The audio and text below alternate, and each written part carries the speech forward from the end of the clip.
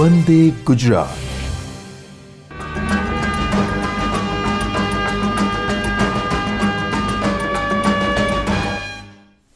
નમસ્કાર તાલીમાર્થી મિત્રો. શ્રમ અને રોજગાર વિભાગ અંતર્ગત નિયામક શ્રી રોજગાર અને તાલીમ ખાતા હેઠળની સરકારી ઔદ્યોગિક તાલીમ સંસ્થા મૌધામાંથી હું Chauhan Kuldeepsinh Budhabhai, supervisor instructor fitter, આજના લેસનમાં આપ સૌનું હાર્દિક સ્વાગત કરું છું. મિત્રો, આજે આપણે બાયસેક દ્વારા પ્રસારિત વર્ચ્યુઅલ ક્લાસરૂમ ટ્રેનિંગ અંતર્ગત મિકેનિકલ વિભાગના ફિટર ટ્રેના લેસન ન્યુમેટિક એક્ચ્યુએટર અને ન્યુમેટિક સિલિન્ડર વિશે અભ્યાસ કરીશું. તો અગાઉના લેસનમાં આપણે ન્યુમેટિક સિસ્ટમના ફાયદા અને તેના ગેરફાયદા, તેની એપ્લિકેશન એટલે કઈ કઈ જગ્યાએ તે ઉપયોગમાં આવે છે તે વિશે આપણે જોઈ ગયા. બરાબર. તો આજે આપણે ન્યુમેટિક સિસ્ટમની કઈ કઈ જગ્યાએ ઉપયોગ થાય છે તેના વિશે આપણે વિગતવાર ચર્ચા કરીશું. તો મિત્રો, એક ઉદાહરણ આપું તમને. તો તમે અમદાવાદની અંદર જે BRTS જે બસ દોડતી હોય એની અંદર તમે મુસાફરી તો કરી જશે, અથવા તો કોઈ ટીવીની અંદર કોઈ પિક્ચરની અંદર તમે મેટ્રો ટ્રેનની વિશે જોયું હશે, અથવા તો તમે કોઈ મલ્ટી સ્ટોરેજ બિલ્ડિંગ હોય એની અંદર તમે લિફ્ટની અંદર તમે અવર જવર તો કરી જશે. તો એના તમે દરવાજા જોયા હશે મિત્રો, કે જેવા તમે એન્ટર થાવ છો અથવા તો જેવી તમે સ્વિચ પુશ ઓન કરો છો તો તરત જ દરવાજા એના શું થાય, ખુલી જાય છે. અને જેવા એન્ટર તમે થાવ છો તરત જ દરવાજા શું થશે, બંધ થઈ જાય છે. તો તમે વિચાર્યું કે આ શેના આધારે થતું હશે? અથવા ચલો એક તમને સાદું ઉદાહરણ આપું. સાયકલના ટાયરની અંદર જ્યારે પંચર થતું હોય ત્યારે તમે સાયકલની અંદર હવા ભરવાનો પંપ તો જોયો જ હશે ને, બરાબર? તો એની અંદર આપણે શું કરીએ છીએ, બરાબર? અથવા તો જે મિકેનિકલ ગેરેજ હોય, બરાબર, એની અંદર જે ગ્રીસ પૂરવા માટે જે પ્રેશરાઇઝ ડિવાઇસનો ઉપયોગ થાય છે, બરાબર, એ પણ તમે જોયો છે, બરાબર ને મિત્રો? તો આ બધા ઉદાહરણો શેના છે? તો એ ન્યુમેટિક સિસ્ટમના ઉદાહરણ છે, કે જેની અંદર આપણે હવાનો ઉપયોગ કરીને, એટલે કે દબાયેલી કોમ્પ્રેસ્ડ એરનો ઉપયોગ કરીને તેને એનર્જીને આપણે મિકેનિકલ વર્કની અંદર કન્વર્ટ કરીએ છીએ. એટલે એને શું કહીશું આપણે? Pneumatic actuator. તો ન્યુમેટિક સિસ્ટમની આ એવી ડિવાઇસ છે કે જેના વડે કોમ્પ્રેસ્ડ એરમાં રહેલ પ્રેશર એનર્જીને ઉપયોગી કાર્ય કરવા માટે મિકેનિકલ એનર્જીમાં ફેરવવામાં આવે છે. એટલે હવાની અંદર પ્રેશર એનર્જી ના હોય, પરંતુ મિત્રો તેની અંદર આપણે કોમ્પ્રેશનનો ઉપયોગ કરીને તેને શું કરીએ છીએ, આપણે કોમ્પ્રેસ કરીએ છીએ, બરાબર? આ કોમ્પ્રેસ કરેલ એરને આપણે મિકેનિકલ એનર્જીમાં કન્વર્ટ કરીએ છીએ, અથવા તો જે આપણે કાર્ય જોઈતું હોય તે કાર્યમાં એને ફેરવીએ છીએ. તો તેને શું કહે છે? Pneumatic actuator. અહીંયા મિત્રો એક તમારો ડાયગ્રામ આપ્યો ન્યુમેટિક એક્ચ્યુએટરનો, બરાબર? એટલે કે ન્યુમેટિક સિસ્ટમ કઈ રીતે કાર્ય કરે છે, બરાબર? તો એના ભાગો જોઈએ. સૌથી પહેલાં તો ઉપર આપ્યો તમારો મિકેનિકલ સ્ટોપ, બરાબર, supply air condition, upper chamber, lower chamber, diaphragm આપ્યો, અને બહારની સાઈડ આપ્યું તમારું હાઉસિંગ આપ્યું. હાઉસિંગ એટલે એની બોડી, બરાબર. અહીં આપી તમારાની સ્પ્રિંગ આલી, ઓપન હેલિકલ કોઇલ સ્પ્રિંગ આપેલી છે તમારે. લોકલ પોઝિશન ઇન્ડિકેટર, બરાબર, જે તમારા પોઝિશનને ઇન્ડિકેટ કરવામાં વપરાતો હોય છે.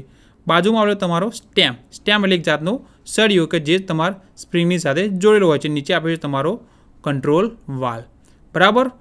તો ન્યુમેટિક એક્ચ્યુએટર કાર્ય કઈ રીતે કરે છે? તો સૌથી પહેલાં એર સપ્લાય, એટલે કે જે FRL યુનિટમાંથી આવતી હવા એ તમને પોર્ટ દ્વારા તમારે એને દાખલ કરવાની આવતી હોય છે. જો અહીંયાથી તમે એર સપ્લાય કરશો, બરાબર, એટલે એ પ્રેશર આપશે ડાયાફ્રામ ઉપર. આ જે વચ્ચે બતાવ્યો તમારા મિત્રો, એ આ ડાયાફ્રામ આપ્યો, બરાબર. ડાયાફ્રામનું કાર્ય શું હશે? તમારે અપ એન્ડ ડાઉન થવાનું. જેવું પ્રેશર અપ સાઈડથી આવશે, ડાયાફ્રામ શું થશે? તમારે નીચે જશે. જેવું તમારે એરનું પ્રેશર ડાયાફ્રામ આવશે એટલે ડાયાફ્રામ નીચેની તરફ મૂવ કરશે. એટલે એ મૂવ થશે એટલે એ સ્પ્રિંગ ઉપર દબાણ ક્રિએટ કરશે. સ્પ્રિંગની જોડે તમારે આવશે તમારો લોકલ પોઝિશન ઇન્ડિકેટર, કે જેના દ્વારા તમે કેટલું પ્રેશર છે તે ઇન્ડિકેટ કરી શકો છો. જોડે જોડે આપ્યો તમારો સ્ટેમ્પ, એટલે જેવું તમે પ્રેશર આપશો એટલે તમારો ડાયાફ્રામ નીચે જશે. ડાયાફ્રામની જોડે જોડે તમારો સ્પ્રિંગ આવશે એ કોમ્પ્રેસ થશે એટલે એ દબાણ આપશે તમારા સ્ટેમ ઉપર. એટલે જે વસ્તુ અહીંથી હવા તમારે જતી હોય એને વસ્તુ શું કરશે, તમારે કંટ્રોલ કરશે. એટલે આ રીતે તમારું ન્યુમેટિક એક્ચ્યુએટર કાર્ય કરતું હોય છે. એક રીતે જોઈએ તો પિસ્ટનના સ્ટ્રોકના અંતે એક્ચ્યુએટર વડે કાર્ય કરવા માટે જરૂરી બળ આપવામાં આવે છે અથવા પિસ્ટનની ગતિને લીધે સ્થળાંતર પેદા કરવામાં આવતું હોય છે. એટલે જેવું તમે ન્યુમેટિકને કાર્ય કરવું હોય તો તમે પિસ્ટન દ્વારા એને કાર્ય કરી શકો છો. એટલે કે જેવી તમારે એર એન્ટર થશે એટલે પિસ્ટન ઉપર દબાણ ક્રિએટ કરશે. એટલે પિસ્ટનની જોડે તમારો પિસ્ટન રોડ આવતો હોય છે. એટલે પિસ્ટન રોડ પણ શું થશે, તમારો મૂવ કરતો હોય છે. તે પિસ્ટનની જોડે તમારો લોડ આપે એટલે કે આપણે જે કાર્ય કરવાનું હોય છે એ જોડે અટેચ થયેલું હોય છે. એટલે કે જેવું તમારે એર તમારે પિસ્ટન સિલિન્ડરની અંદર જવા દેશો તરત જ કાર્ય આપણે આઉટપુટ તરીકે મળતું હોય છે. કમ્પ્રેસરમાંથી દબાણયુક્ત હવાને રિઝર્વરમાં સપ્લાય કરવામાં આવે છે અને સ્ટોરેજમાં રહેલ દબાણયુક્ત હવાને એક્ચ્યુએટર પર સપ્લાય કરીને ખરેખર કાર્ય કરવામાં આવતું હોય છે. ન્યુમેટિક એક્ચ્યુએટર તરીકે વપરાતા એર સિલિન્ડરના લાભ. તો સૌથી પહેલો લાભ છે કે લિનિયર થ્રસ્ટ અને સ્ટ્રેટ લાઇન મોશન માટે તે કાર્યદક્ષ ડિવાઇસ છે. એટલે જનરલી એ કયા કાર્ય માટે ઉપયોગ થતું હોય છે, તો લિનિયર થ્રસ્ટ અથવા તો સ્ટ્રેટ લાઇન મોશન માટે. એક જ દિશામાં જે તમારે મોશન જોતી હોય તો તે દરમિયાન તમારું ન્યુમેટિક એક્ચ્યુએટર કાર્ય કરતું હોય છે અથવા તો તે એક ડિવાઇસ ઉપયોગી છે આપણા માટે. તેનો રિસ્પોન્સ ખૂબ જ ઝડપી હોય છે, બરાબર. એટલે કે એનું જે સિગ્નલ હોય એ ફટાફટ આપતું હોય એટલે એનો રિસ્પોન્સ ખૂબ જ ઝડપી હોય છે. ફ્રિક્શનલ લોસ ખૂબ જ ઓછો, સારી કન્ડિશનમાં હોય તેવા સિલિન્ડરમાં 5% સુધીનું હોય છે. એટલે કે એની અંદર જે લોસ થતો હોય ફ્રિક્શનલ લોસ એટલે ઘસારાના કારણે જે પણ લોસ થાય એ એકદમ કેવો હોય, માઇનર હોય. એટલે કે 5% સુધીનો હોય છે સારામાં સારી કન્ડિશનની અંદર. જો ખૂબ ઝડપી મુવમેન્ટની જરૂર હોય અથવા એક જ હેતુ માટે એપ્લિકેશન હોય તો આ સિલિન્ડર ઉપયોગી છે. એટલે કે પ્રોડક્શનની અંદર એક જ પ્રકારનું ડાયમેન્શન ધરાવતું, એક જ પ્રકારનું સ્પેસિફિકેશન ધરાવતું જે વર્ક આઉટપુટ મળતું હોય તે આ પ્રકારનું ન્યુમેટિક એક્ચ્યુએટર ખાસ જરૂર હોય છે, બરાબર. જો 200°C થી 250°C જેટલા ઊંચા તાપમાન પર હાઇડ્રોલિક સિલિન્ડર ન મૂકી શકાય તેવા પણ અનુકૂળ છે. હવે જોઈએ એર સિલિન્ડરની સીમાઓ, બરાબર. હવાનો ગુણ સ્થિતિસ્થાપક હોવાને લીધે જો ફ્લક્ચ્યુએટિંગ લોડ સામે સ્થિર બળ અથવા તો ગતિની જરૂર હોય તેવા પાવરિંગ મુવમેન્ટ માટે એર સિલિન્ડર અનુકૂળ નથી. એટલે કે જો ફ્લક્ચ્યુએટિંગ તૂટક લોડ આવતો હોય તો આ પાવરિંગ મુવમેન્ટ માટે એર સિલિન્ડર અનુકૂળ નથી. જો કોન્સ્ટન્ટ લોડની જરૂર હોય તો આ એર સિલિન્ડરનો ઉપયોગ થતો હોય છે. જો ખૂબ જ ચોક્કસ સ્પીડની જરૂર હોય તો અનુકૂળ નથી. ફીડ એટલે મિત્રો કેટલી માત્રામાં તમારા ટૂલને જોબની અંદર ઊંડું ઉતારવું છે તે. એટલે કે જો ચોક્કસ સ્પીડની જરૂર હોય, બરાબર, તો આ એર સિલિન્ડર અનુકૂળ નથી. એર સિલિન્ડરનું પ્રેશર લો હોવાને લીધે તેનો થ્રસ્ટ આઉટપુટ પ્રકૃતિવશ નીચો રહે છે. આથી ભારે આઉટપુટ ફોર્સ જરૂર હોય તો વિશાળ સાઇઝના સિલિન્ડરની જરૂર પડતી હોય છે. હવે જોઈએ ન્યુમેટિક એક્ચ્યુએટરના પ્રકારો. તો ન્યુમેટિક એક્ચ્યુએટરના 3 પ્રકાર છે. એમાં પહેલો છે કે લિનિયર એક્ચ્યુએટર અથવા તો ન્યુમેટિક એક્ચ્યુએટર. બીજો છે તમારો રોટરી એક્ચ્યુએટર અથવા તો એર મોટર. અને ત્રીજો છે તમારો લિમિટેડ એંગલ એક્ચ્યુએટર. તો સૌથી પહેલો જોઈએ આપણે લિનિયર એક્ચ્યુએટર અથવા તો ન્યુમેટિક એક્ચ્યુએટર. મિત્રો અહીંયા ફિગરની અંદર તમને લિનિયર એક્ચ્યુએટરની દર્શાવેલ છે. તેના સૌથી પહેલાં ભાગો જોઈએ તો આપ્યો છે તમારો આ પિસ્ટન રોડ. એ આ ભાગ છે તમારો, એને શું કહીશું આપણે, પિસ્ટન રોડ. આ જોડે આપી છે તમારે રોડ સીલ્સ. હવાનું જે દબાણ હોય એ વાતાવરણની અંદર જાય ને એટલા માટે શું આપ્યું, તમારો રોડ સીલ. આ આપ્યો તમારો પિસ્ટન સીલ, બરાબર. એટલે આ ચેમ્બરમાંની હવા આ ચેમ્બરની અંદર ન જાય તેને રોકવા માટે પિસ્ટન સીલ આપવામાં આવેલ હોય છે. અહીંયા જોઈએ તો ઇનલેટ પોર્ટ અથવા તો એક્સટેન્ડ ફ્લો પોર્ટ. એટલે અહીંયાથી તમારે હવા અંદર દાખલ કરવામાં આવતી હોય છે. અને અહીંયાથી રિટ્રેક્ટ પોર્ટ એટલે અહીંયાથી તમારે જે હવાનું દબાણ હોય અહીંયાથી તમારા વાતાવરણની અંદર મોકલવામાં આવતું હોય છે, બરાબર. તો હવે એનું જોઈએ કાર્ય. ન્યુમેટિક જે એક્ચ્યુએટર છે એ કઈ રીતે કાર્ય કરે છે તે. તો સૌથી પહેલાં તો આ જે પોઝિશન છે એ સ્ટાર્ટિંગ પોઝિશન અંદર જે પિસ્ટન અને પિસ્ટન રોડ એ ઇનરમોસ્ટ પોઝિશન પર હશે, એટલે અહીંયા હશે. જેવી તમે હવાને કોમ્પ્રેસ એરને અહીંયાથી તમે દાખલ કરો છો તે દરમિયાન હવા તમારા પિસ્ટનના જે સરફેસ કહીએ એની ઉપર શું કરશે? દબાણ ક્રિએટ કરશે, એટલે કે ફોર્સ આપશે. એટલે પિસ્ટનની મૂવમેન્ટ આ બાજુ થશે, એટલે કે પિસ્ટન રોડ સિલિન્ડરની બહાર નીકળશે. બરાબર, જેવો બહાર નીકળશે એટલે આ જ ભાગ જોડે તમારો કાર્ય, એટલે કે તમારું જે કાર્ય કરવું છે વર્ક આઉટપુટ એ અહીંયા તમારે જોડેલું હોય છે. બરાબર, એટલે આપણું કાર્ય થતું હોય છે. જ્યારે તમારે આ ભાગ દ્વારા તમે અહીંયાથી તમે એને તમે સિલિન્ડરની અંદર એન્ટર કરો છો તો તે દરમિયાન તમારા પિસ્ટનના અંદરના ભાગ ઉપર આ હવા દબાણ કરતી હોય છે, અને અહીંયાની હવા હશે એટલે આ ભાગ દ્વારા એ તમારા એટમોસ્ફિયરની અંદર મૂવ થતી હોય છે, એટલે પિસ્ટન ફોરવર્ડ અને બેકવર્ડ એમ મૂવમેન્ટ કરતો હોય છે. બીજું જોઈએ તો રોટરી એક્ચ્યુએટર અથવા તો એર મોટર. રોટરી એક્ચ્યુએટર અથવા તો એર મોટર કઈ રીતે કાર્ય કરે છે તેનું એક ફિગરની અંદર તમારું ઉદાહરણ આપેલું છે. તો એના ભાગો જોઈએ તો શાફ્ટ આપી છે, ક્લચ આપે છે, કી આપી છે, રેચેટ આપેલ છે, ગિયર આપેલ છે, સિલિન્ડર, એન્ડ કેપ, કેમ, પાઉલ, સીલ અને પિસ્ટન. તો સૌથી પહેલો આ ભાગ દ્વારા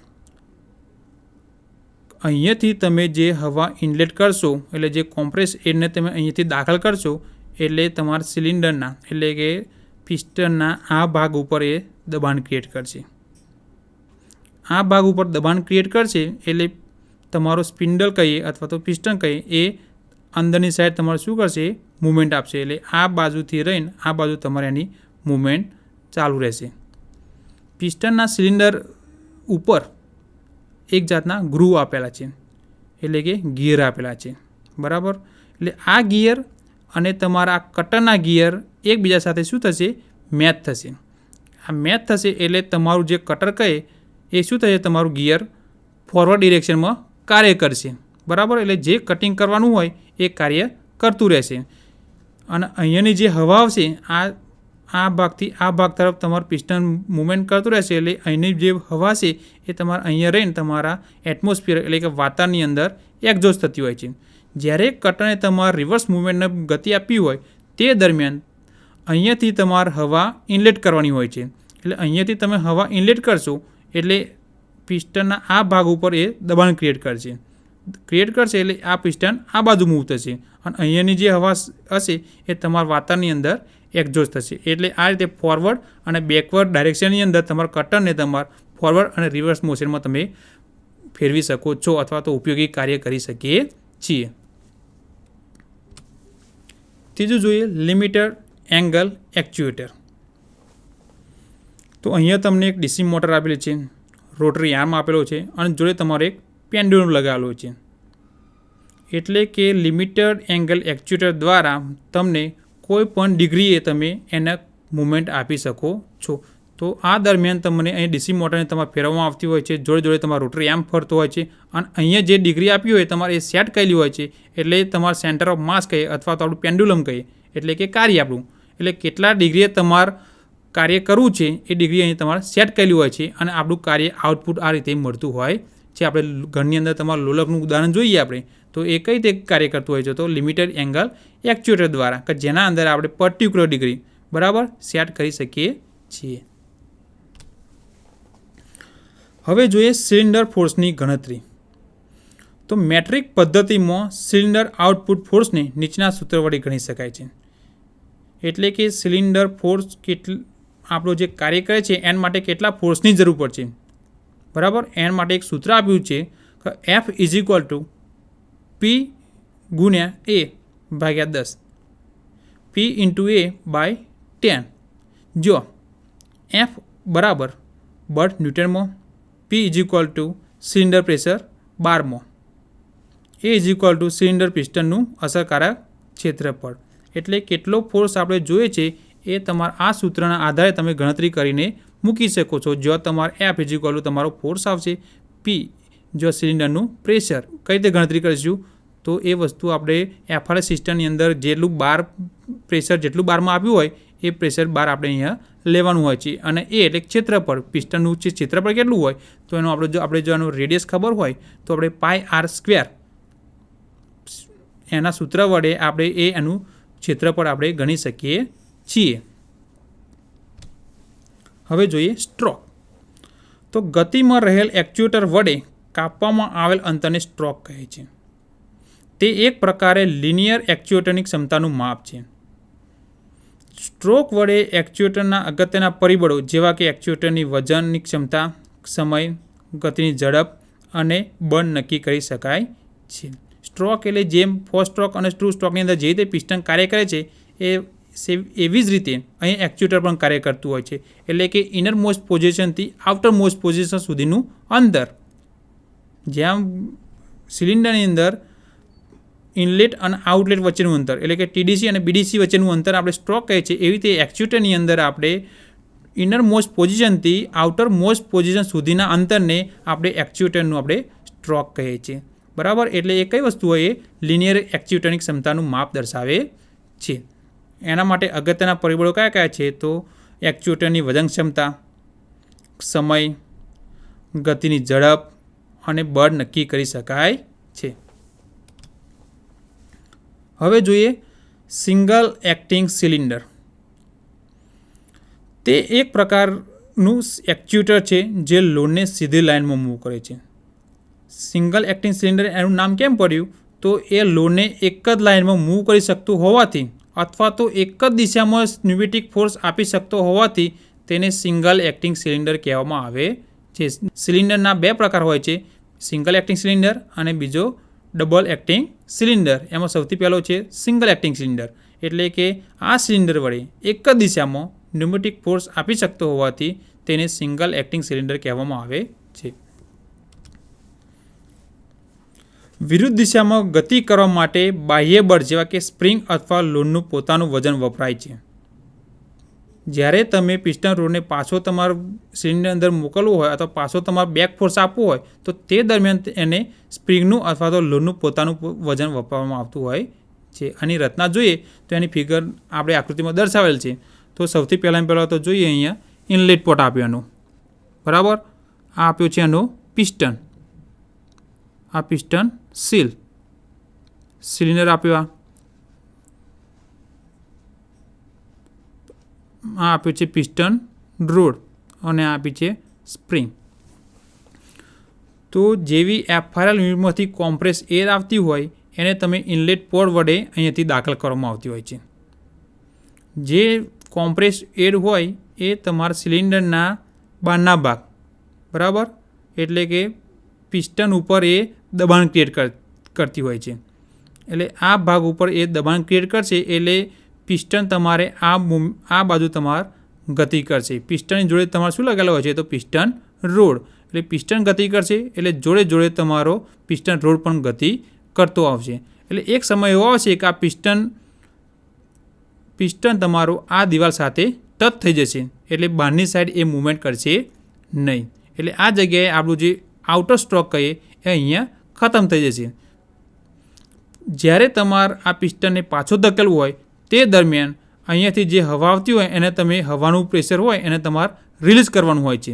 હવાનું પ્રેશર તમે રિલીઝ કરશો એટલે આ બાજુનું પ્રેશર એટલે કે સ્પ્રિંગનું પ્રેશર, દબાણ એ આ ભાગ કરતો વધી જશે એટલે સ્પ્રિંગ એને પાછો ધક્કો મારશે એટલે આ વધારાનું જે પ્રેશર છે એ અહીં રહીને તમારા વાતાની અંદર બળી જશે અને તમારો પિસ્ટન રોડ એ સિલિન્ડરની અંદર પાછો આવી જતો હોય છે.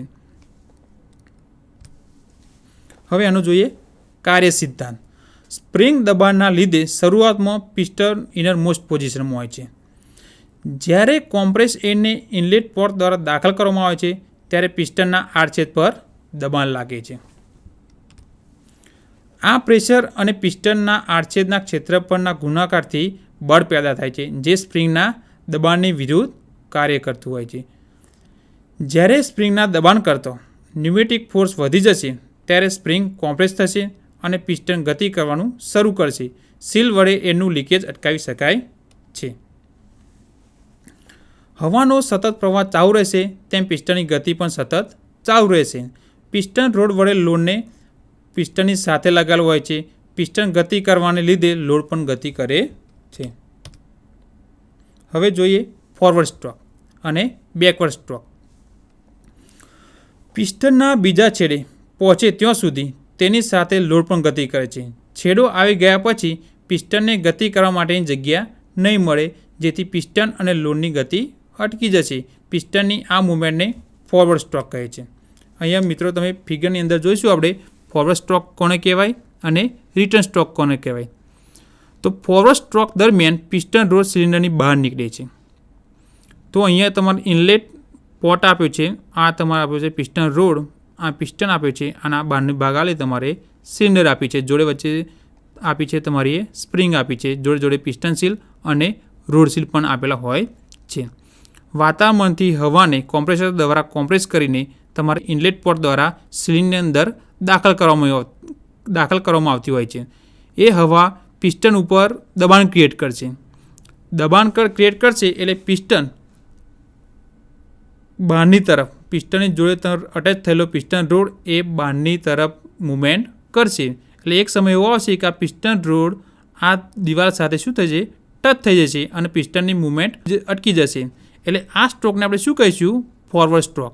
એટલે કે પિસ્ટન રોડની સિલિન્ડરથી બહાર આવવાની ક્રિયાને ફોરવર્ડ સ્ટ્રોક કહેવામાં આવે છે. હવે જોઈએ રિટર્ન સ્ટ્રોક. તો રિટર્ન સ્ટ્રોકની અંદર જોઈએ તો જે હવા હોય એ અહીં હવાનું પ્રેશર, આ ચેમ્બર અને આ ચેમ્બર, આ બંને ચેમ્બરનું હવાનું પ્રેશર જોવા જઈએ તો અહીંયા વધારે હોય તો અહીંયાથી તમારે એનું હવાનું પ્રેશર તમારે શું કરવાનું હોય છે, રિલીઝ કરવાનું આવતું હોય છે. એટલે ઓછું થશે એટલે સ્પ્રિંગનો ફોર્સ આ દબાણ કરતો વધી જશે. એટલે સ્પ્રિંગ ઓપન થશે એટલે દબાણ તમારા આ પિસ્ટનના ઇનર સાઈડની અંદર તમારે દબાણ આપશે એટલે પિસ્ટન તમારે આ બાજુની ડિરેક્શનમાં તમારે મૂવ થશે અને પિસ્ટન રોડ હશે એ તમારા સિલિન્ડરની અંદર આવતો રહેશે. એટલે જે આ પ્રકારની જે ક્રિયા હોય પિસ્ટન રોડને સિલિન્ડરની અંદર આવતી ક્રિયાને આપણે રિટર્ન સ્ટ્રોક કહીએ છીએ. જ્યારે પિસ્ટન રોડને સિલિન્ડરની બહાર આવતી ક્રિયાને આપણે શું કહેવામાં આવે છે, ફોરવર્ડ સ્ટ્રોક. તો આ ફોરવર્ડ સ્ટ્રોક અને બીજું છે તમારું રિટર્ન સ્ટ્રોક. રિટર્ન સ્ટ્રોક જોઈએ તો જો પિસ્ટન પર લાગતું દબાણ રિલીઝ કરવામાં આવશે તો સ્પ્રિંગની વિરુદ્ધ લાગતો ન્યુમેટિક ફોર્સ ઘટશે અને સ્પ્રિંગ વડે પિસ્ટનને પાછો ખેંચવામાં આવશે. આ સ્ટ્રોકને રિટર્ન સ્ટ્રોક કહે છે. અહીંયા જે દબાણ હશે આ ચેમ્બરનું દબાણ, એટલે અહીંયાથી તમે દબાણ દૂર કરશો એટલે જે સ્પ્રિંગનું દબાણ શું હશે, વધારે હશે. એટલે સ્પ્રિંગ શું કરશે, આ બાજુ દબાણ ક્રિએટ કરશે અને જે પિસ્ટન રોડ હશે એ અંદરની સાઈડ આવશે અને અહીંયા જે હવા છે એ તમારા વાતાવરણની અંદર એક્ઝોસ્ટ થશે. આ રિટર્ન સ્ટ્રોકમાં પિસ્ટન રોડ સિલિન્ડરની અંદર ગતિ કરે છે. હવે જોઈએ direction control valve. Single acting સિલિન્ડરનું કંટ્રોલિંગ અથવા તો સિંગલ એક્ટિંગ સિલિન્ડર વડે લોડને પુશ અને પુલ કરવા માટે હંમેશા તેના મુખ્ય કંટ્રોલિંગ ભાગ તરીકે 3 પોર્ટ 2 પોઝિશન ડિરેક્શન કંટ્રોલ વાલ્વની જરૂરિયાત રહે છે. એટલે કે આ ન્યુમેટિક એક્ચ્યુએટરનું કંટ્રોલિંગ કરવા માટે આપણે 3 પોર્ટ અને 2 પોઝિશન ડિરેક્શન કંટ્રોલ વાલ્વની જરૂરિયાત રહેતી હોય છે. એ કઈ રીતે કાર્ય કરે છે એ હવે જોઈશું આપણે. 3 પોર્ટ 2 પોઝિશન વાલ્વ. તો ફિગરની અંદર આપણે જોઈશું તો એના ભાગો જોઈએ તો સૌથી પહેલાં આ પુશ બટન આપેલું છે, એની વિરુદ્ધ દિશામાં આપી છે એની સ્પ્રિંગ, આખી આપી છે એની વાલ્વની બોડી એટલે કે વાલ્વ બોડી. આ આપ્યું છે સ્પૂલ અને એના 3 પોર્ટ APR. હવે એ કઈ રીતે કાર્ય કરે છે તે જોઈએ તો સૌથી પહેલું તો સ્પૂલ. વાલ્વ બોડીની અંદર જે સ્પૂલ આપેલું છે એ હવા ભરવા માટેનું માધ્યમ આપેલું છે કે જે પિસ્ટન તરીકે કાર્ય કરતું હોય છે. જે આપ્યું છે આ શું છે, સ્પૂલ આપ્યું જે પિસ્ટન તરીકે કાર્ય કરતું હોય છે. જોડે જોડે તમારું પુશ બટન અને સ્પ્રિંગ આપેલા હોય છે. તો આ પુશ બટન અને સ્પ્રિંગ એ તમારે એક્ચ્યુએશન મિકેનિઝમ એટલે એને ફોરવર્ડ અને બેકવર્ડ કરવા માટે પુશ બટન અને સ્પ્રિંગ આપેલા હોય છે. આ 3 એના પોર્ટ આપેલા હોય છે. આ ત્રણેય પોર્ટો આપણે પાઇપ કનેક્ટર વડે પાઇપને જોઈન કરી શકીએ છીએ. તો સૌથી પહેલાં તો આ 1, 2 અને 3 આ 3 પોર્ટમાં કોઈ પણ 2 પોર્ટ જ એક ટાઈમ ઓપન હોય અને ત્રીજો પોર્ટ આપણે શું હોય ક્લોઝ હોય. એટલે જે P આપેલો હોય તમારો એ ઇનલેટ પોર્ટ આવશે, જ્યારે A આપ્યો તમારો એ આઉટલેટ પોર્ટ, અને R એ તમારો આવશે તમારો exhaust port. Inlet port, outlet port અને એક્ઝોસ્ટ પોર્ટ. આ પ્રકારે જ્યારે તમે પુશ બટન દબાવશો એટલે આ 3 પોર્ટ 2 પોઝિશન વાલ્વની 2 સ્થિતિ ક્રિએટ થશે, પ્રથમ સ્થિતિ અને બીજી સ્થિતિ. તો આ એક્ચ્યુએશન મિકેનિઝમ કઈ રીતે કાર્ય કરે છે? તો સૌથી પહેલાં તો P અને A એટલે કે તમારા ઇનલેટ વાલ્વને તમારે આઉટલેટ વાલ્વ સાથે જોડવાનો હોય છે. તો તે દરમિયાન તમારે હવા અંદરથી પસાર થતી નથી, એટલે આ પોઝિશન સ્ટેડી રહેશે. જ્યારે બીજી સ્થિતિમાં તમારે આઉટલેટ પોર્ટને એક્ઝોસ્ટ પોર્ટ સાથે જોડવાનો હોય છે, એટલે આ ભાગ આવે તમારો સ્પૂલ એ તમારો પાછો ખસશે, એટલે અહીંયાથી રહીને તમારે હવા માટેની જગ્યા ક્રિએટ થશે, એટલે હવા અહીંયાથી રહીને પાસ થશે. એટલે જ્યારે તમે પુશ બટન દબાવશો તે દરમિયાન તમારી હવા અહીંયાથી રહીને પાસ થશે, એટલે તમારું એકચ્યુઅલ કાર્ય થતું હોય છે. જ્યારે તમે પુશ બટનને રિલીઝ કરો છો એટલે અહીંયાથી તમારો સ્પ્રિંગનો લોડ વધશે. સ્પ્રિંગ લોડ વધશે એટલે સ્પ્રિંગ આ સ્પૂલ ઉપર બેક પ્રેશર કરશે અને પુશ બટન તમારા ઓરિજિનલ પોઝિશનમાં આવતું હોય છે. અહીંયા જોઈએ પ્રથમ સ્થિતિ. તો પ્રથમ સ્થિતિમાં ઇનપુટ પોર્ટને બ્લોક કરીને આઉટપુટ પોર્ટને એક્ઝોસ્ટ પોર્ટ સાથે જોડવામાં આવે છે. ફિગર અંદર જોડે જોતા રહીશું આપણે મિત્રો. તો આ તમારો ઇનલેટ પોર્ટ અને આ આઉટલેટ પોર્ટ. તો પ્રથમ સ્થિતિમાં ઇનપુટ પોર્ટને બ્લોક કરી દીધો, આ પોર્ટને અહીંયા બ્લોક કરી દીધો અને એને આઉટપુટ સાથે શું કરવામાં આવે છે? જોડવામાં આવતું હોય છે. એટલે એક્ઝોસ્ટ પોર્ટ અને આઉટપુટ પોર્ટ એકબીજા સાથે શું કરવામાં આવે? જોડવામાં આવે અને ઇનલેટ પોર્ટને બંધ કરી દેવામાં આવે. એટલે કે પ્રથમ સ્થિતિમાં ઇનપુટ પોર્ટને બ્લોક કરીને આઉટપુટ પોર્ટને એક્ઝોસ્ટ પોર્ટ સાથે જોડવામાં આવે છે. આ સ્થિતિમાં વાલ્વમાંથી કોમ્પ્રેસ એર પસાર થઈ શકતી નથી. અહીંયા જોઈએ તો અહીંયા રહીને હવા પસાર થઈ શકતી નથી. વચ્ચે શું છે? તમારું સ્પૂલ મિકેનિઝમ. આઉટપુટ પોર્ટને એક્ઝોસ્ટ પોર્ટ સાથે જોડેલ હોવાથી આઉટપુટ લાઇન વાતાના દબાણ રહે છે. એટલે કે એક્ઝોસ્ટ પોર્ટ સાથે આ આઉટપુટ પોર્ટ જોડેલ હોવાથી આ વચ્ચેનું દબાણ કેટલું છે? તો તમારું જે એટમોસ્ફિયર પ્રેશર કહીએ એટલે કે વાતાવરણ દબાણે એ બંને પોર્ટ રહે છે. આ તમારા ફિગરની અંદર તમારે શું આપ્યું? તમારી પ્રથમ સ્થિતિ કે જેની અંદર તમારો જે ઇનપુટ પોર્ટ છે એને શું કરી દીધો છે? એને બ્લોક કરી દીધો. અહીંથી એને શું કરી દીધો? ક્લોઝ કરી દીધો. અને આ આઉટપુટ પોર્ટ અને એક્ઝોસ્ટ પોર્ટને એકબીજા સાથે શું કર્યો છે? જોડી દીધેલું છે. બીજી સ્થિતિમાં જોઈએ તો ઇનપુટ પોર્ટ એટલે કે આ ઇનપુટ પોર્ટ અને આ એક્ઝોસ્ટ પોર્ટ. બીજી સ્થિતિમાં ઇનપુટ પોર્ટને આઉટપુટ પોર્ટ સાથે જોડવામાં આવે છે, જ્યારે આ એક્ઝોસ્ટ પોર્ટને બ્લોક રહે છે. આ સ્થિતિમાં કોમ્પ્રેસ એર વાલ્વમાં થઈને વહે છે અને પિસ્ટનને પુશ કરે છે. એટલે અહીંયાથી રહીને જે હવા છે અહીં તમારે શું થશે? અહીંયાથી રહીને અહીંયા હવા પ્રસાર થશે અને વાલ્વમાં થઈને વહે છે, જેથી પિસ્ટનને શું કરશે? પુશ કરતું હોય છે. જ્યારે કોમ્પ્રેસરને સ્વિચ ઓન કરવામાં આવે છે ત્યારે ઇનપુટ પોર્ટ સુધી કોમ્પ્રેસર એર ઉપલબ્ધ થાય છે. જ્યારે તમે કોમ્પ્રેસરને ઓન કરવામાં આવશે તે દરમિયાન અહીંયા સુધી તમારી જે હવા છે કોમ્પ્રેસરની એ અહીંયા સુધી પહોંચશે. જો આ પોર્ટ બંધ હશે તો હવા આગળ જશે નહીં, બરાબર. એટલા માટે તમારે અહીંયાથી તમારે પુશ બટન દબાવવું પડે. પુશ બટન દબાવશો તો હવા માટેનો જે રસ્તો છે એ ક્લિયર થશે અને ઇનપુટ પોર્ટથી તમારા આઉટપુટ પોર્ટ સુધી તમારી હવા પ્રસાર થશે. જ્યારે કોમ્પ્રેસરને સ્વિચ ઓન કરવામાં આવે છે ત્યારે ઇનપુટ પોર્ટ સુધી કોમ્પ્રેસ એર ઉપલબ્ધ થાય છે. જ્યારે પુશ બટન દબાવવામાં આવે છે ત્યારે વાલ્વ શિફ્ટ થવાને લીધે હવાના પ્રવાહની દિશા બદલાય છે અને પિસ્ટન ફોરવર્ડ ગતિ કરે છે. પુશ બટનને છોડી દેવામાં આવે ત્યારે પિસ્ટન રિટર્ન ગતિ કરે છે. અહીંયાથી જ્યારે તમે પુશ બટન તમે છોડી દેશો તે દરમિયાન અહીંયા જે સ્પ્રિંગનું દબાણ છે એ સ્પ્રિંગ કોમ્પ્રેસ થયેલી હશે, એટલે સ્પ્રિંગ શું થશે? ઓપન થશે અને આ સ્પૂલને બેકવર્ડ ડાયરેક્શનમાં મૂવ કરશે, એટલે એ સ્પૂલને ધક્કો મારશે, એટલે આ ભાગ થોડો બહાર નીકળશે. એટલે પુશ અને પુલ એ પ્રથમ અને બીજી સ્થિતિ દરમિયાન આપણે જોયું. હવે જોઈએ ડબલ એક્ટિંગ સિલિન્ડર.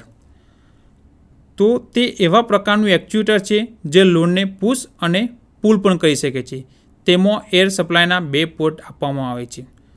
તો ડબલ એક્ટિંગ સિલિન્ડર એટલે કે એવો સિલિન્ડર કે જેની અંદર બંને બાજુથી તમારે દબાણ આપવામાં આવતું હોય છે અને બંને દિશામાં મૂવમેન્ટ કરતું હોય છે. એટલા માટે એને ડબલ એક્ટિંગ સિલિન્ડર કહેવામાં આવે છે. સિંગલ એક્ટિંગ સિલિન્ડરની અંદર એ એક જ દિશામાં મૂવ કરી શકતું હોવાથી અને સિંગલ એક્ટિંગ સિલિન્ડર કહેતા હતા. જ્યારે ડબલ એક્ટિંગ સિલિન્ડર એ બંને દિશામાં મૂવ કરી શકતું હોવાથી તેને ડબલ એક્ટિંગ સિલિન્ડર કહીએ છીએ. ડબલ એક્ટિંગ સિલિન્ડરની અંદર ફિગર જોઈશું તો આપણે અહીંયાથી તમારો ઇનપુટ એક ભાગ આવ્યો પોર્ટ 1 અને ઇનપુટ પોર્ટ 2, 2 પોર્ટ આપી દે ઇનપુટ અને આ ઇનપુટ માટેના. બીજું જોયું તો આ તમારો પિસ્ટન એન્ડ જે પિસ્ટન સાથે જોડેલો હોય છે. આ ભાગ જોયો તો પિસ્ટન સીલ. પિસ્ટન સીલ શેના માટે આપેલું હોય છે તો અહીંયા આ ચેમ્બરનું દબાણ જે હવાનું દબાણ હોય એ લીકેજ ન થાય એટલા માટે. આ બહારનો જે આખી બોડી આપી એને શું કહીશું આપણું સિલિન્ડર કે જેની અંદર તાર પિસ્ટન મૂવમેન્ટ થતો હોય છે. આ ભાગ આપ્યો તમારો રોડ એન્ડ કે પિસ્ટન રોડ સાથે અટેચ થયેલો ભાગ હોવાથી એને રોડ એન્ડ કહીએ છીએ. આ આપ્યો છે તમારો રોડ સીલ. આ ભાગનું જે હવાનું દબાણ છે એ તમારા વાતાવરણની અંદર લીકેજ ના થાય એટલા માટે આપ્યો રોડ સીલ. અને આ વચ્ચે તમારો આપણો મેઇન પાર્ટ્સ આપ્યો તમારો પિસ્ટન. હવે ડબલ એક્ટિંગ સિલિન્ડર કઈ રીતે કાર્ય કરે છે તે જોઈએ આપણે. તો સૌથી પહેલાં તો અહીંયાથી કોમ્પ્રેસરમાં આવતી જે કોમ્પ્રેસ એર હશે એ FRL યુનિટમાંથી પાસ થઈ અને અહીંયા ઇનલેટ થશે. બરાબર. એટલે અહીંયાથી જે કોમ્પ્રેસ એર આવશે એ તમારા પિસ્ટનના આ ભાગ ઉપર શું કરશે, દબાણ ક્રિએટ કરશે અને પિસ્ટનની ગતિ આ બાજુ થશે. જ્યારે આ ભાગનું જે પ્રેશર હશે એ અહીંયાથી રહીને એ આ વાતાવરણની અંદર એ રિમૂવ થતું હોય છે. એટલે આ થયો તમારો ફોરવર્ડ સ્ટ્રોક. જ્યારે અહીંથી રહીને તમે ઇનપુટમાં રહીને તમે પ્રેશર આપશો તો તે દરમિયાન પિસ્ટનની મૂવમેન્ટ આ બાજુ થશે એટલે એ આપણો થશે રિટર્ન સ્ટ્રોક. એટલે ફોરવર્ડ સ્ટ્રોક અને રિટર્ન સ્ટ્રોક દ્વારા આપણે સિલિન્ડરને 2 દિશામાં આપણે મૂવ કરી શકીએ છીએ. એટલા માટે એને ડબલ એક્ટિંગ સિલિન્ડર કહેવામાં આવતું હોય છે. તેની રચના જોઈએ તો આકૃતિની અંદર આપણે રચના જોઈ. હવે તેના ભાગો વિશે જોઈએ તો સૌથી પહેલાં આવ્યો ઇનપુટ પોર્ટ. તો એર સપ્લાય કરવા માટે આપવામાં આવતો પોર્ટ છે. ઇનપુટ પોર્ટની અંદરથી આપણે શું કરી શકીએ છીએ તો એર સપ્લાય કરી શકીએ છીએ. બીજો આપ્યો પિસ્ટન. તો સિલિન્ડરની અંદર આગળ અને પાછળ ગતિ કરતો ભાગ. પિસ્ટન જનરલી સિલિન્ડરની અંદર મૂવમેન્ટ કરતો હોય ફોરવર્ડ અને બેકવર્ડ એટલે કે આગળ અને પાછળ ગતિ કરતો ભાગ છે. હવે જોઈએ સિલિન્ડર. તો પિસ્ટનની મૂવમેન્ટ માટે જરૂરી હવા પકડી રાખે છે. સિલિન્ડર એટલે એક હોલો નળાકાર કે જેની અંદર પિસ્ટન મૂવમેન્ટ કરતું હોય છે અપ અને ડાઉન, અથવા તો આપણે એક્ચ્યુએટરની જોઈએ તો ફોરવર્ડ અને બેકવર્ડ. Piston rod. પિસ્ટનને લોડ સાથે જોડતો રોડ છે. પિસ્ટનને લોડ સાથે એટલે પિસ્ટન રોડ સાથે કનેક્ટ હોય અને પિસ્ટન રોડને લોડ સાથે જોડવામાં આવતો ભાગ છે. પિસ્ટન સીલ અને રોડ સીલ. તો પિસ્ટન પરથી જે લીકેજ અટકાવે એને શું કહીશું, પિસ્ટન સીલ. જ્યારે રોડ સીલ કોને કહીશું તો સિલિન્ડરમાંથી વાતાવરણમાં થતું લીકેજ અટકાવે છે. એટલે પિસ્ટન સીલ અને રોડ સીલ બંનેનું કાર્ય જે સિલિન્ડરનું જે પ્રેશર હોય એને લીકેજ થતું અટકાવવાનું. પિસ્ટન એન્ડ અને રોડ એન્ડ. તો સિલિન્ડરનો એવો ભાગ કે જેમાં એર પેસેજ હોય છે. પિસ્ટન સાઇડ સાથે જોડેલો ભાગ છે. પિસ્ટન એન્ડ કોને કહીશું કે જેની અંદર એર પેસેજ હોય છે અને એ પિસ્ટન એન્ડ સાથે જોડેલો હોય છે. જ્યારે રોડ એન્ડ કોને કહીશું કે જેની અંદર એર પેસેજ તો હોય પરંતુ એ રોડ એન્ડ સાથે જોડેલો હોય છે. હવે એનો કાર્ય સિદ્ધાંત એટલે કે કઈ રીતે કાર્ય કરે છે તે એમાં પણ ફોરવર્ડ સ્ટ્રોક અને બેકવર્ડ સ્ટ્રોક. જ્યારે હવાને એ પોર્ટ વડે દાખલ કરવામાં આવે છે ત્યારે પિસ્ટન પર બળ લાગે છે અને તે ફોરવર્ડ ડિરેક્શનમાં મૂવ થાય છે. આ મૂવમેન્ટને ફોરવર્ડ સ્ટ્રોક કહે છે. એટલે કે ફિગરની અંદર જોઈશું આપણે તો આ એ પોર્ટ આપ્યો છે અને આ બી પોર્ટ આપ્યો છે. તો જ્યારે હવાને એ પોર્ટ વડે દાખલ કરવામાં આવે ત્યારે પિસ્ટન પર બળ લાગે છે. આ આપણો પિસ્ટન દર્શાવેલ છે. અહીંથી જે હવા દાખલ કરે છે તે દરમિયાન આ ભાગ ઉપર બળ લાગે છે અને તે ફોરવર્ડ બાજુ એટલે કે ફોરવર્ડ ડિરેક્શનમાં મૂવ થાય, એટલે આ બાજુ એ મૂવ થતું હોય છે. આ મૂવમેન્ટને ફોરવર્ડ સ્ટ્રોક કહે છે. એટલે કે પિસ્ટનને સિલિન્ડરની બહાર નીકળવાની જે ક્રિયા હોય એને ફોરવર્ડ સ્ટ્રોક કહેવામાં આવે છે. આ સ્ટ્રોક દરમિયાન રોડ સાઈડ રહેલ હવા પોર્ટ બીમાંથી એક્ઝોસ્ટ થાય છે. એટલે જે આ ભાગની જે ચેમ્બરની જે હવા છે એ બે ભાગ વડે શું થશે, એ મૂવ થતું હોય છે. એટલે કે પિસ્ટન રોડની સિલિન્ડરની બહાર આવવાની ક્રિયાને ફોરવર્ડ સ્ટ્રોક કહેવામાં આવે છે. હવે જોઈએ રિટર્ન સ્ટ્રોક અથવા તો રિવર્સ સ્ટ્રોક. જો હવા નહીં હોય તો પિસ્ટનની ગતિ અટકી જશે. એટલે કે અહીંથી જ્યારે ફોરવર્ડ સ્ટ્રોક દરમિયાન જે હવા આપી આપણે એ અહીંયા અટકી જશે. કેમ કે આ ભાગની અંદર હવા નહીં હોય અથવા તો આ જે પિસ્ટનનો આ ભાગ આ દિવાલ સાથે ટચ થઈ જશે તો તે દરમિયાન પિસ્ટન રોડ આપણે બહારની દિશા તરફ મૂવમેન્ટ નહીં કરી શકીએ. ત્યારે આપણે અહીંયાથી એટલે કે બી પોર્ટ દ્વારા હવાનો સપ્લાય કરવામાં આવતો હોય છે. એટલે જ્યારે હવાને બી પોર્ટમાંથી સપ્લાય કરવામાં આવે છે ત્યારે હાજર રહેલ હવા એ પોર્ટમાંથી એક્ઝોસ્ટ થાય છે. એટલે અહીંયાથી આપણે જો હવા એન્ટર કરીશું તો આ પિસ્ટનના આ ભાગ બાજુ એ દબાણ ક્રિએટ કરશે. દબાણ ક્રિએટ કરશે એટલે પિસ્ટનની મૂવમેન્ટ આ બાજુ થશે, એટલે કે રિવર્સ ડાયરેક્શનમાં. અને આ ભાગની જે ચેમ્બરની જે હવા છે એ શું થશે, અહીં એક્ઝોસ્ટ થશે. એટલે એ પોર્ટ વડે એક્ઝોસ્ટ થાય છે અને પિસ્ટન પાછો ખેંચાય છે. એટલે પિસ્ટન જે બહાર નીકળતો હતો એ કઈ જશે, અંદર આવશે, જેને રિવર્સ સ્ટ્રોક કહે છે. બરાબર. એટલે કે પિસ્ટન રોડની સિલિન્ડરની અંદર આવવાની ક્રિયાને રિવર્સ સ્ટ્રોક, જ્યારે પિસ્ટન રોડની સિલિન્ડરની બહાર આવવાની ક્રિયાને ફોરવર્ડ સ્ટ્રોક. આ બાજુમાં આકૃતિમાં એનો સિમ્બોલ બતાવેલો છે. બરાબર. એટલે તે દરમિયાન પિસ્ટન ફોરવર્ડ અને રિવર્સ સ્ટ્રોક દરમિયાન આગળ પાછળ મૂવમેન્ટ કરતું હોય છે. હવે જોઈએ મિત્રો આ ચેપ્ટરની અંદર કેટલાક વૈકલ્પિક પ્રશ્નો કે જે આપણી એક્ઝામની અંદર ઉપયોગી છે. તો પ્રશ્ન છે કે ન્યુમેટિક એક્ચ્યુએટરનો પ્રકાર કયો છે? તો પહેલો આપ્યો છે તમારો લિનિયર એક્ચ્યુએટર, બીજો આપ્યો તમારો રોટરી એક્ચ્યુએટર, ત્રીજો લિમિટેડ એંગલ એક્ચ્યુએટર અને ઉપરોક્ત તમામ. તો અગાઉના એમાં આપણે લેસનની અંદર આપણે જોયું તો ન્યુમેટિક એક્ચ્યુએટરનો પ્રકાર કયો? તો જે ઉપર ત્રણે આપ્યા છે linear actuator, rotary actuator, limited angle actuator અને તો ઉપરોક્ત તમામ એ શું છે, ન્યુમેટિક એક્ચ્યુએટરના પ્રકારો. ન્યુમેટિક સિલિન્ડરમાં આકૃતિમાં દર્શાવેલ સિલિન્ડરમાં એક્સને ઓળખો. તો આવા જનરલી મિત્રો બહુ જ પરીક્ષાની અંદર પ્રશ્નો પૂછાતા હોય છે. એક ફિગર આપ્યું હોય છે અને આમાં એક ભાગ દર્શાવ્યો હોય છે પોઇન્ટર દ્વારા કે આ ભાગને ઓળખી બતાવો. બરાબર. તેમાં ઓપ્શન આપ્યા છે કે સિલિન્ડર, સ્પ્રિંગ, પિસ્ટન અને ઇનલેટ. તો આ કયો ભાગ છે આકૃતિની અંદર? તો એ ભાગ છે આપણો સ્પ્રિંગ. સિલિન્ડર કહેવા જઈએ તો જે બહારનો ભાગ છે એને શું કહીશું આપણે? એ સિલિન્ડર. પિસ્ટન તો પિસ્ટન એટલે આ ભાગ વચ્ચેનો ભાગ આવે એને શું કહીશું? પિસ્ટન. અને ઇનલેટ પોર્ટ એટલે જે જગ્યાએથી હવા તમારી ઇનલેટ થતી હોય એને શું કહેવાય? Inlet port. એટલે આકૃતિમાં દર્શાવેલ ભાગને શું કહેવાય છે? તો એને સ્પ્રિંગ કહીશું આપણે. આકૃતિમાં દર્શાવેલ સિલિન્ડરમાં એક્સને ઓળખો. બરાબર. તો આકૃતિમાં દર્શાવેલ એક્સ દ્વારા પોઇન્ટરને ઓળખી બતાવો. તો અંદર આપ્યું તમારું સિલિન્ડર, પિસ્ટન, સીલ અને સ્પ્રિંગ. તો આ ભાગને આપણે શું કહીશું? આગળના પ્રશ્નમાં જોઈ ગયા તેમ પિસ્ટન. જ્યાં બહારનો ભાગ હશે એને શું કહીશું આપણે? સિલિન્ડર. સીલ એટલે તમારે પિસ્ટન સીલ આવશે અને અહીંયા રોડ સીલ આવશે જે તમાર એર લીકેજને અટકાવશે. અને આ આપી છે તે શું આપી છે? સ્પ્રિંગ આલી છે. બરાબર. જે પિસ્ટનના બેકવર્ડ મૂવમેન્ટ માટે આપતી હોય છે. બીજો પ્રશ્ન એક એવો છે કે ન્યુમેટિક્સમાં કઈ ડિવાઇસ વડે કોમ્પ્રેસ એરને પ્રેશર એનર્જીને મિકેનિકલ એનર્જીમાં ફેરવવામાં આવે છે? ન્યુમેટિક એક્ચ્યુએટર, બીજો ફિલ્ટર, રેગ્યુલેટર અને સિલિન્ડર. તો કઈ ડિવાઇસ દ્વારા આપણે કોમ્પ્રેસ એરની પ્રેશર એનર્જીને મિકેનિકલ એનર્જીમાં ફેરવવામાં આવે છે? તેનો સાચો જવાબ છે મિત્રો ન્યુમેટિક એક્ચ્યુએટર. બરાબર. તે એ શું કરે છે કે પ્રેશર એનર્જીને મિકેનિકલ એનર્જીમાં કન્વર્ટ કરે છે. સિલિન્ડર આઉટપુટ ફોર્સની ગણતરી કરવાનું સૂત્ર જણાવો.